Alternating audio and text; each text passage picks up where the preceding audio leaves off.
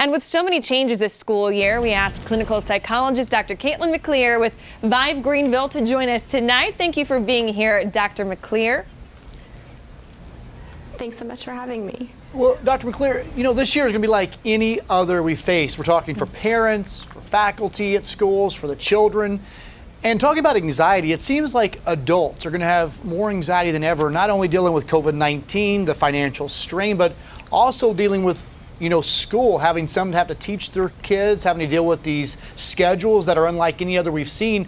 What advice do you have for parents out there who I think first have to deal with their anxiety before they can actually help their children's anxiety? You're absolutely right, and that's the first thing I always tell parents is that you have to be taking care of yourself and making sure you're in a great place before you can help your kids, because kids really look to parents for how to handle anxiety and other, strong emotions. So I've been telling parents a lot to really focus on what's in their control, what we know, what we can plan for, to make a plan with the understanding that things may change or likely will change.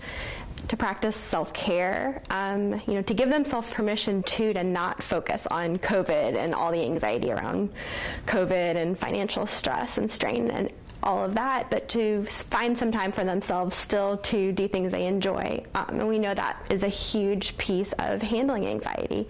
And then also knowing when to ask for help and when to turn to others for support. I think all of those things are really essential for parents and any adult who's handling anxiety related to COVID. And Dr. McLear, how important is socializing for children during this time? I mean, at school, they have recess, they have a lot of time for interaction in between hallways, but when you're learning virtually, it's going to be a little bit different. Definitely. And we know socialization is so much more than just those interpersonal interactions. It's really how we learn how to be citizens in our society.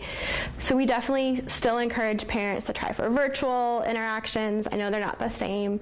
Also, if it's feasible and comfortable for your family to do outdoor hangouts or play dates or things like that.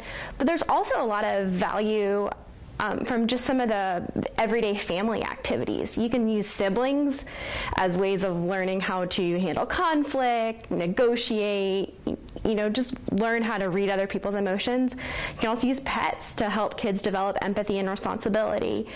So there's a lot of opportunities within the family setting that don't involve peers. And then the great thing about kids is they're so resilient and they're really adaptable that they can take these lessons they learn during this time when you're really with family and very close friends or relatives, that to apply that to classmates and when they do go back to school. Well, Dr. McLear, thanks so much for staying up with us tonight here, and we really appreciate your insight. I think it's one of those things that parents just have to go on the flow with this, kind of take it each day at a time. So again, thanks so much. Thanks for having me.